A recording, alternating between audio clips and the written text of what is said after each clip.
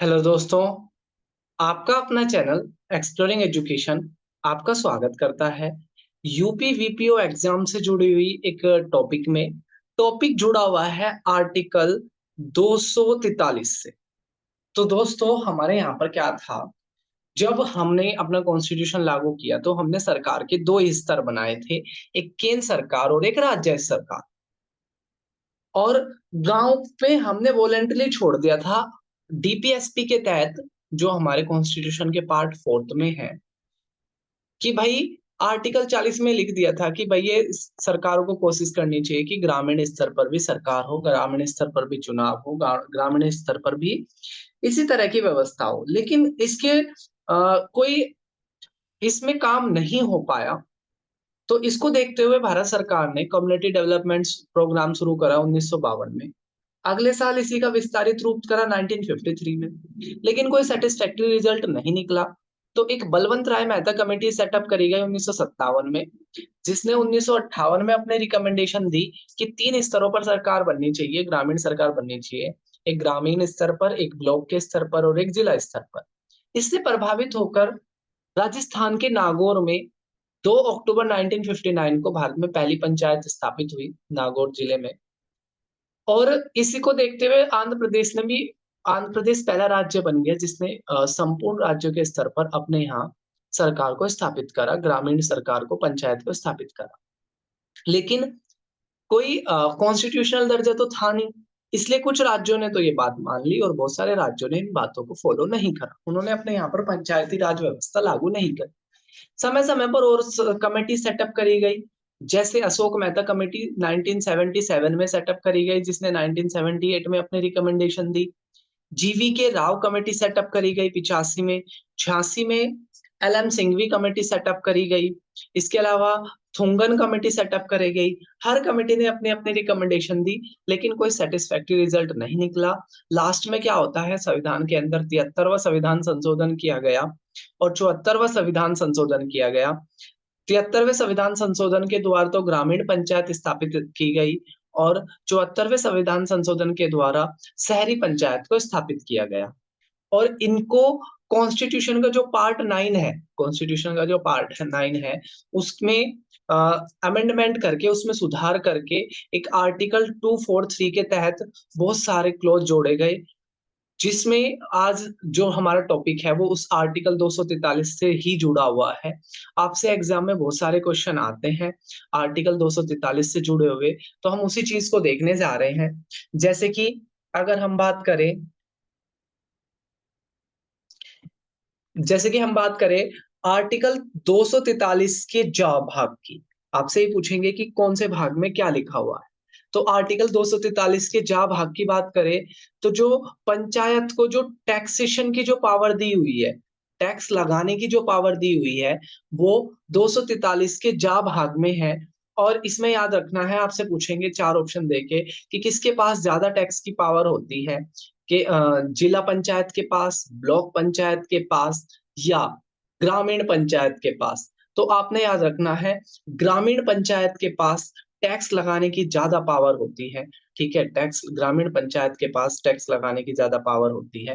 तो ए क्या हो जाएगा इसका सही आंसर, मतलब इसका क्या हो जाएगा, जा में ये है। 243 के आई में राज्य वित्त आयोग स्थापित किया जाए, अपनी रिपोर्ट पेश करता है। और राज्य जो वित्त आयोग है, इसका गठन 5 साल के लिए राज्यपाल के द्वारा किया जाता है, जिसमें एक हेड होता है और 4 सदस्य होते हैं। तो आई में राज्य वित्त आयोग हो गया और जा में क्या हो गया, टैक्सेशन पावर हो गई। 243 के अंदर 243 का जो डार्क क्लोज है, वो बात करता है कि कौन कौन से क्षेत्र ऐसे हैं जहां पर पंचायती राज व्यवस्था लागू नहीं होगी। इसमें शेड्यूल 6 में आने वाले चार राज्य, असम, जो आपके एटीएम में असम, मेघालय, मिजोरम, आसाम, मेघालय, मिजोरम, जो वो राज्य हैं। इसके अलावा दार्जिलिंग, पश्चिम बंगाल का कुछ के अंदर दार्जिलिंग का कुछ क्षेत्र, नागालैंड, मेघालय, मिजोरम और मणिपुर, यहाँ पर पंचायती राज के प्रावधान लागू नहीं होंगे। 243 के चार भाग में ये लिखा हुआ है कि आप अगर पंचायत का चुनाव लड़ना चाहते हो तो आपकी मिनिमम उम्र 21 साल होनी चाहिए। 243 के टा भाग ये कहता है राज्य निर्वाचन आयोग, ये जो राज्य निर्वाचन आयोग है इसका गठन राज्यपाल के द्वारा किया जाता है और राज्य निर्वाचन आयोग एकमात्र पंचायत के चुनाव कराता है, बाकी सारे चुनाव केंद्रीय चुनाव आयोग के द्वारा कराए जाते हैं। भारत में सिर्फ एक ही चुनाव राज्य चुनाव आयोग के द्वारा कराए जाते हैं, वो है पंचायत के चुनाव। इसके अलावा 243 के पार्ट डी की बात करें, ये कहता है कि एससी वर्ग के लिए, एसटी वर्ग के लिए और महिलाओं के लिए रिजर्वेशन रहेगा। महिलाओं के रिजर्वेशन की बात करें तो 1/3 महिलाओं को रिजर्वेशन है मिनिमम, और मैक्सिमम की कोई लिमिट नहीं। इसके अलावा 243 के भाग जा की बात करें तो वो कहता है कि state finance governor will set up state finance commission, it will decide financial distribution. तो आपसे क्वेश्चन पूछेंगे कि पंचायत के अंदर या राज्यों के अंदर जो फाइनेंशियल डिस्ट्रीब्यूशन है उसको डिसाइड कौन करेगा, तो उसको डिसाइड करेगी स्टेट फाइनेंस कमीशन। जिसको सेटअप कौन करेंगे, जिसको सेटअप करेंगे गवर्नर। 243 का जो का भाग है वो कहता है कि ग्राम सभा की क्या काम होंगे, ग्राम सभा के क्या फंक्शन होंगे और क्या-क्या उसकी शक्तियां होगी। 243 का जो अन्य भाग है वो कहता है कि जुडिशरी जो है वो पंचायत में दखल अंदाजी नहीं करेगी। ठीक है, जिस प्रकार लोकसभा की कार्रवाइयों में, विधानसभा की कार्रवाइयों में जुडिशरी दखल अंदाजी नहीं करती है, इसी तरीके से 243 के अन्य भाग में लिखा हुआ है कि जो जुडिशरी है वो दखल अंदाजी नहीं करेगी। 243 का जो घ भाग है वो ये कहता है कि रिजर्वेशन कितना रहेगा पंचायत के अंदर। 243 का जो टा भाग है उसका जो 3 क्लॉज है वो ये कहता है कि ये राज्यपाल वित्त आयोग के सदस्यों को उपलब्ध कराएंगे। ये हमने देखा था, राज्यपाल गठन करते हैं किसका, राज्य वित्त आयोग का। 243 का जो आई भाग है वो कहता है establishment of state finance commission. 243 का जो भाग है वो ये कहता है कि जो राज्य वित्त आयोग है वो शहरों के लिए, शहरों की वित्तीय स्थिति की जांच करेगा, यानी कि नगर पालिका की जांच करेगा। 243 के अंदर जो जेड डी क्लॉज है वो ये कहता है जिला योजना समिति बनेगी जो जिला स्तर के कार्यों को देखेगी। 243 का जो ये कहता है कि पंचायतें स्वशासन की संस्था के रूप में काम करेगी, यानी कि पंचायतें अपने डिसीजन खुद ले सके, पंचायतें स्वायत्त होकर काम कर सके, ये डिसाइड किया गया है 243 के झा में। 243 का टा का जो 1 क्लॉज है वो ये कहता है राज्यपाल राज्य निर्वाचन आयुक्त की नियुक्ति करेंगे, ये हमने ऊपर भी देखा था।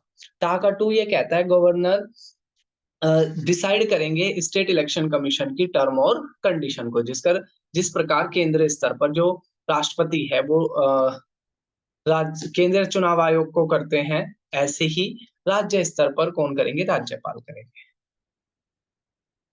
नेक्स्ट बात करें 243 का जो क्लॉज खा है वो ये कहता है कि लेवल ऑफ ग्राम पंचायत, ये कहता है गांव के 3 स्तर होंगे।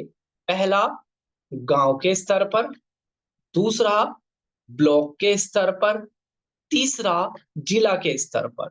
और इसमें क्या है, जो सेकंड स्तर है, ब्लॉक का स्तर है, ये रखना है या नहीं रखना है, इसके लिए जो मिनिमम जो पॉपुलेशन का जो क्राइटेरिया रखा गया है वहां पर वो 20 लाख का रखा गया है। इसके अलावा अगर हम बात करें 243 का जो ता क्लॉज है वो कहता है नगर पालिका क्या होगी, उसको इसमें परिभाषित किया गया है। 243 का जो माँ क्लॉज है वो वित्त आयोग को है, फाइनेंस कमीशन से जुड़ा हुआ है। इसके अलावा 243 का या और झा जो क्लॉज है वो ये कहता है कि जो न्यायालय है वो इसमें दखल अंदाजी नहीं करेगा। और जो 243 का के जो क्लॉज है वो ये कहता है कि राज्य सरकार क्या करेगी, राज्य सरकार द्वारा कब चुनाव होने हैं, ठीक है, कब चुनाव होने हैं ये कौन तय करेगा, राज्य सरकार तय करेगी। ये किस में लिखा है, ये 243 के क्लॉज के में ये लिखा हुआ है। तो ये था हमारा आर्टिकल 243 से जुड़े हुए क्वेश्चन, जल्द ही एक्सप्लोरिंग एजुकेशन आपके लिए लेकर आएगा और इसी तरह के यूपी वीपीओ से जुड़े हुए फैक्ट। तब तक के लिए आप इनको रिवाइज करो, फिर मिलेंगे एक नई वीडियो में, तब तक के लिए टेक केयर, जय हिंद।